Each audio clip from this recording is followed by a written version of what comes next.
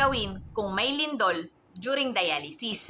In case of calamity like earthquake, pinaka-importante ay ang huwag magpanik. Your dialysis nurse can handle emergency situations like earthquake. Ang priority ng inyong dialysis nurse ay ang i-disconnect kayo sa makina upang makalikas agad-agad. Kung kaya nyo namang i-clamp ang red at blue clamp sa inyong bloodline, pati na rin ang red at blue clamp sa inyong mga access, mapa-fistula man o catheter, ito ay nararapat nyong gawin. Mahalaga ito upang hindi pumasok ang air sa inyong sistema at ma-disconnect agad sa makina.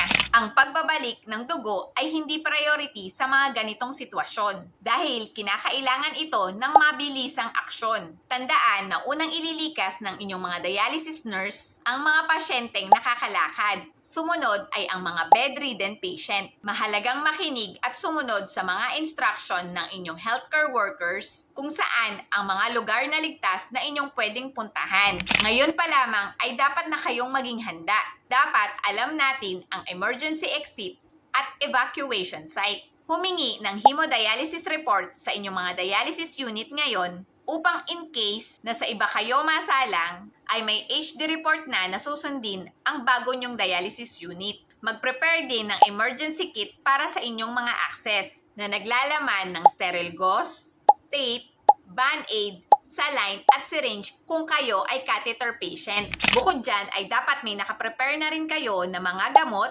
pagkain at tubig. At ang pinaka-importante ay ang pagdarasal para sa kaligtasan ng lahat. Please comment down below kung ano ang inyong mga paghahandang ginagawa ngayon in case na lumindol during dialysis. Please like, share, and follow nyo na rin nang mas makatulong tayo sa iba.